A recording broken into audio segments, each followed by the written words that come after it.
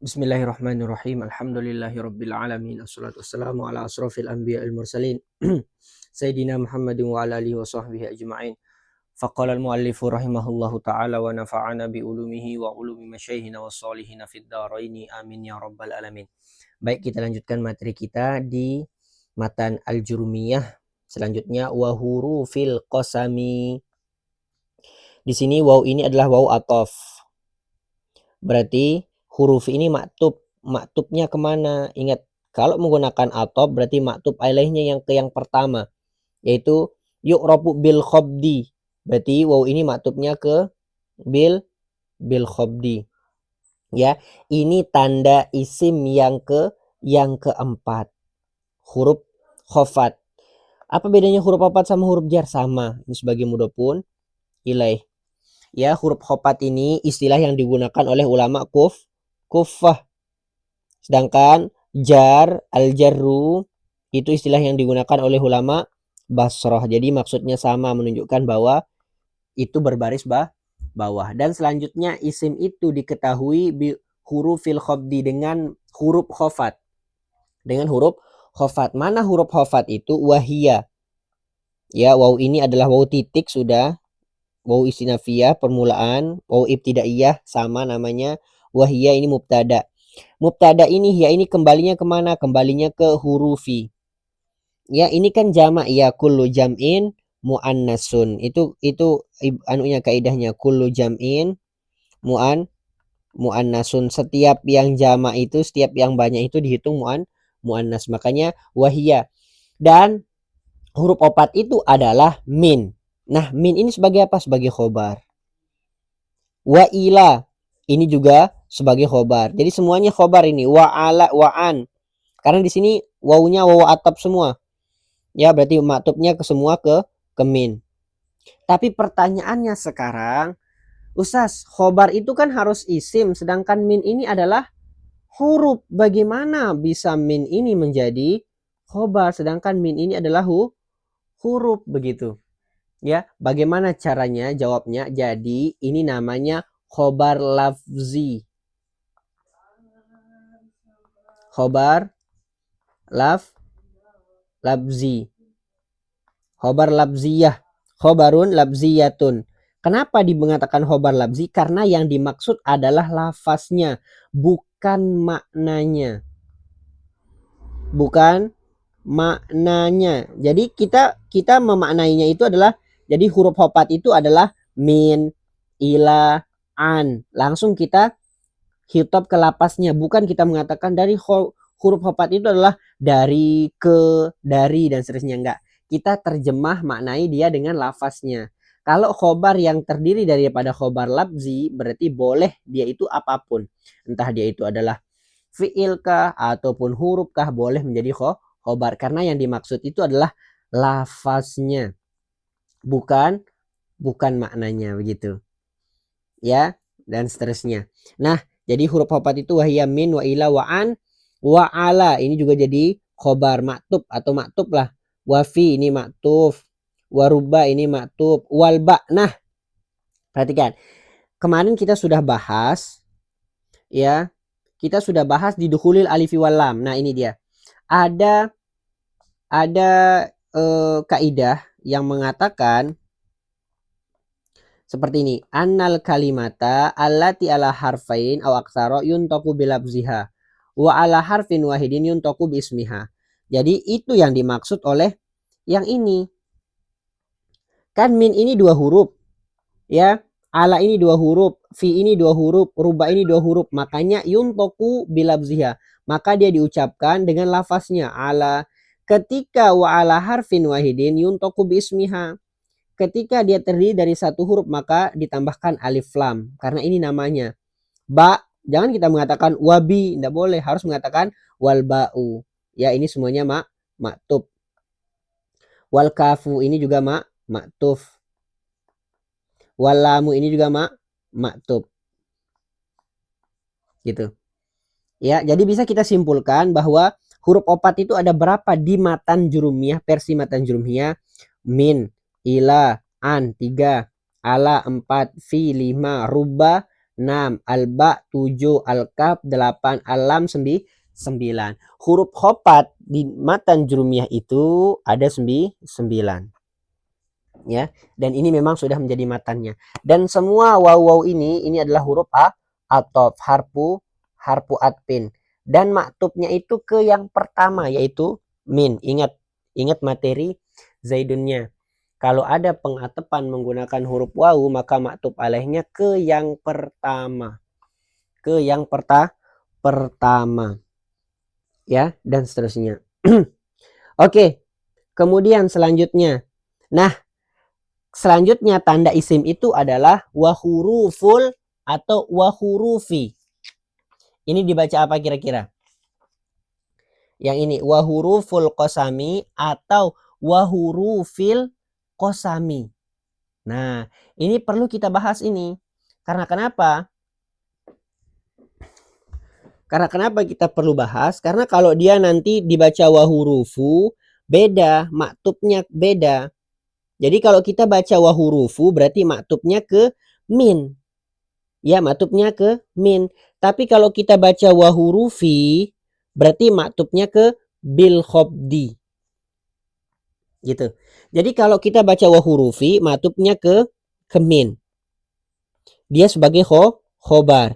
Berarti huruf khopat itu, maaf, huruf kosam itu termasuk bagian daripada huruf khofat gitu. Ya, tapi kalau kita bacakan wahurufi berarti dia maktubnya ini ke bil khofdi. Berarti dia juga termasuk tanda isim. Berarti kalau kita baca baris bawah dia ini termasuk tanda isim yang kelima.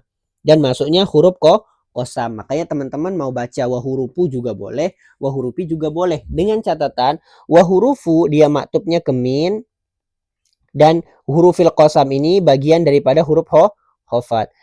Teman-teman baca wahurufi berarti maktubnya ke bil khobdi.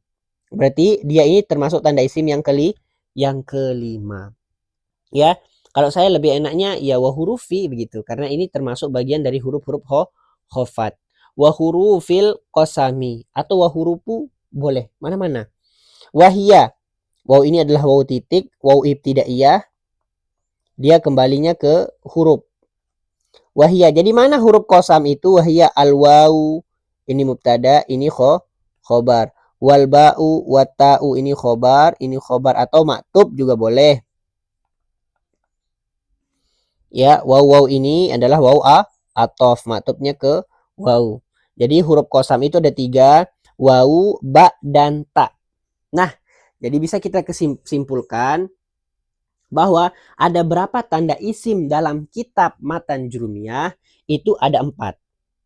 Ya, yang pertama adalah bil khofdi dengan berbaris bawah. Yang kedua bit tanwini dengan tanwin. Yang ketiga bidukhuli alifi walami. Tapi lebih absoh kita mengatakan bidukhuli al. Yang keempat hurufil khobdi. Kalau kita baca hurufil qasami ini berbaris dafan. Tapi kalau kita baca wa hurufil qasami berarti ini tanda yang kelima.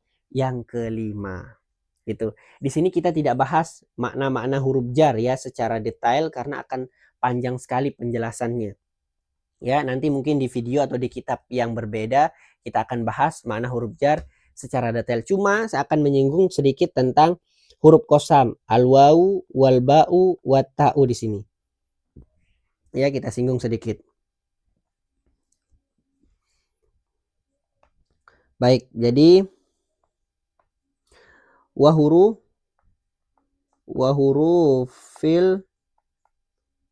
qasami. Wahurufu, wahurufi juga boleh. Ya, tapi kalau saya lebih enaknya wahurufu karena dia termasuk bagian daripada huruf khofat. Jadi huruf-huruf kosam itu ada 3. Wahia al-wawu, wal ba'u, wat ta'u. Nah, ketiga huruf kosam ini wawu, ba dengan ta ini memiliki ketentuan yang berbeda-beda. Dia memiliki ketentuan yang berbeda. Kita mulai dari yang pertama, al-wawu. Ya, ketentuan huruf kosam.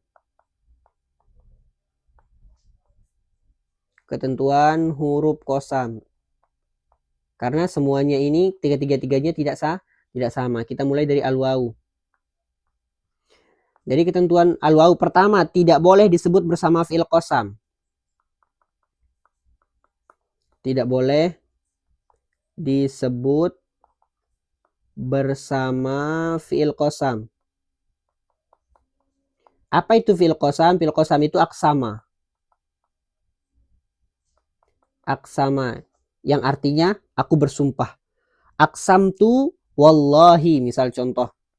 Nggak boleh kita mengatakan begini, aksam tu wallahi, ini nggak boleh. Ya karena di sini ada penyebutan fi'il qasam, ini namanya fi'lu qasamin.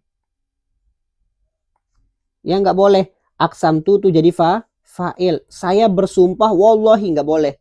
Karena kalau menggunakan wawu berarti nggak boleh kita datangkan fi'il qasam. Cukup mengatakan wallahi saja. Ini yang pertama, ketentuan dari wawul qasam. Yang kedua, ketentuan yang kedua. Tidak boleh digunakan untuk meminta atau bertanya. Tidak boleh digunakan untuk meminta atau bertanya. Jadi wawu qasam ini nggak boleh digunakan untuk meminta atau bertanya. Maksudnya contohnya seperti ini misal. Ya, kita mengatakan wallahi. Ya, akhbirni an kadza gitu. Akhbirni an kaza. Demi Allah, beritahu aku tentang yang demikian itu. Ini nggak boleh. Karena kenapa? Ini kan kita bersumpah nih. Ya akhbirni, beritahukan aku an kaza tentang yang demikian itu. Ini kan kita meminta sesuatu. Kalau kita meminta sesuatu, nggak boleh kita menggunakan wawul qasam. Nggak boleh kita menggunakan sumpah di sana. Ya, dan seterusnya. Nah, kemudian yang ketiga, ketentuan yang ketiga. Apabila wawu qasam diulang, apabila wawu qasam diulang, maksudnya disebutkan 2 kali atau 3 kali, diulang, maka yang menjadi qasam adalah yang pertama. Maka yang menjadi qasam atau sumpah adalah yang pertama. Sedangkan yang kedua itu sebagai atof. Dan wawu setelahnya jadi atof. Jadi wawu atof, bukan jadi qasam lagi. Contoh misal, wattini wazaitun. Wattini wazaitun. Waturisinin.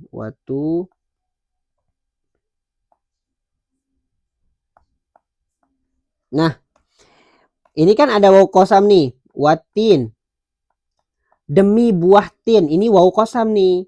Wawul qasam. Wazaitun. Nah, di sini demi buah tin dan buah zaitun. Nah, yang kedua ini adalah wawul atfi. Begitu, atfi. Nggak boleh kita mengatakan ini wawul qasam karena diulang-ulang. Waturisi nina. Ya, ini juga adalah wawu atof. Sekalipun maknanya itulah sumpah. Demi buah tin dan buah zaitun dan bukit Tursina. Yang menjadi qasam itu hanya wawu yang pertama. Yang kedua dan ketiga atau setelahnya ada lagi, ini namanya wawu atof. Gitu. Ini kalau wawu qasamnya diulang-ulang. Ini ketentuan kalau huruf qasam wawu. Kemudian selanjutnya yang kedua, ketentuan kalau huruf qasam alba'u. 1. Boleh disebut bersama fi'il qasam. Nah, kalau ini boleh. Boleh disebut bersama fi'il qasam.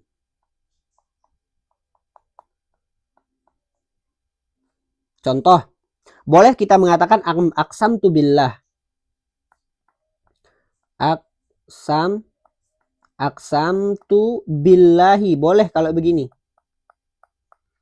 Aku bersumpah billahi, dengan nama Allah, demi nama Allah, aqsamtu, aku bersumpah. Kita sebut fiil qasamnya, tapi kita datangkan huruf qasam ba, ini berarti boleh. Kedua, boleh digunakan untuk bertanya. Nah, boleh digunakan untuk bertanya atau meminta, boleh.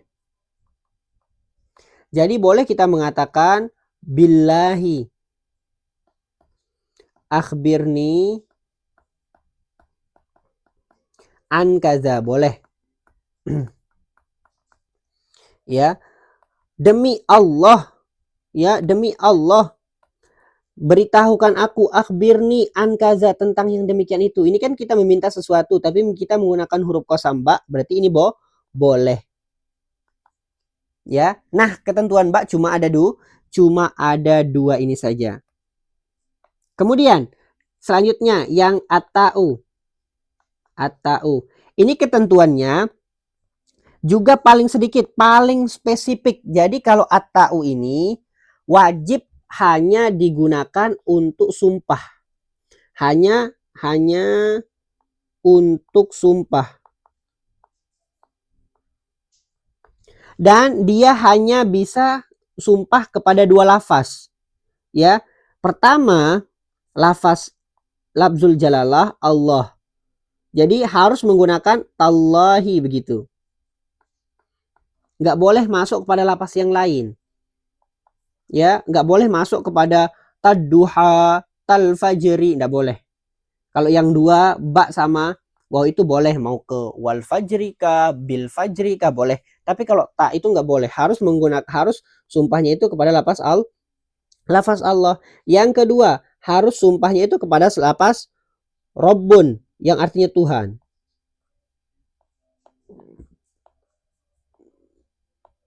Ya, Rabbun. Ini kenapa nih? Nah, dengan catatan, ntar dulu, kenapa ini?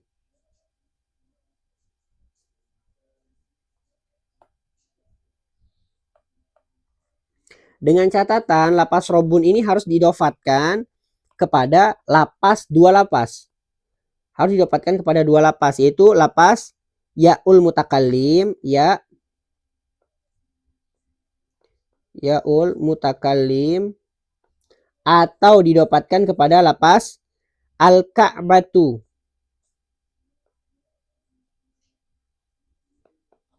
Sehingga kalau kita mengatakan tarobbi, aduh, ini kenapa ini?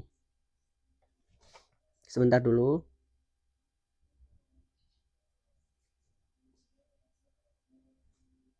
Dia agak nge-lag ya.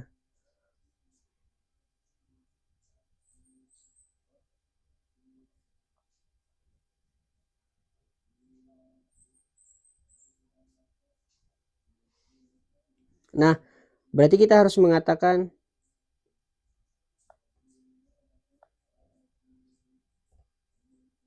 sudah.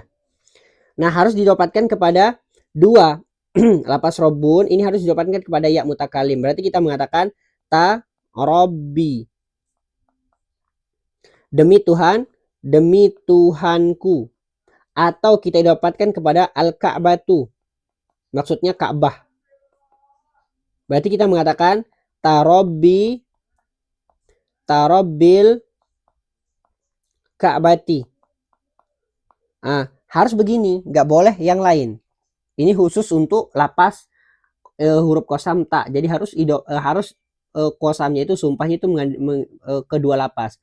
Lafaz Allah dan lapas Rabbun. Ya harus mengatakan tallahi, nggak bisa masuk pada lapas lain. Atau lapas Rabbun yang didapatkan kepada dua. Didapat kepada ya mutakalim atau lapas Ka'batu. Kita mengatakan tarobbi, wahai Tuhanku, tarobbil Ka'bati, wahai Tuhan pemilik Ka'bah. Nah, ini ketentuan daripada masing-masing huruf qasam. Jadi yang paling umum itu adalah wawu, ini paling umum. Sedikit spesifik itu ba, dan paling spesifik itu adalah ta. Karena kalau sudah menggunakan ta, berarti itu benar-benar adalah sumpah. Kenapa demikian? Karena memang ta ini hanya huruf sendiriannya. Kalau ba itu ada huruf jar ba, kalau wau ada huruf atap wau, ada huruf ibtidaiyah wau dan seterusnya. Ini ketentuan huruf kosam. Dan kita sepakat menjadikan tanda isim itu ada 4. Ya. Kita sepakat tanda isim, biar kita ringkas di sini. Tanda isim itu ada 4. Tanda isim.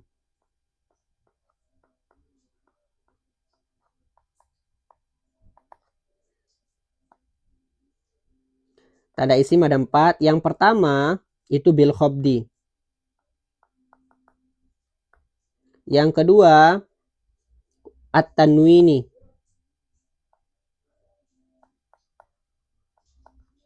Yang ketiga dukhuli al. Dukhuli al. Ingat kita pakai yang paling familiar ya. Dukhuli al. Yang keempat itu huruful khobdi.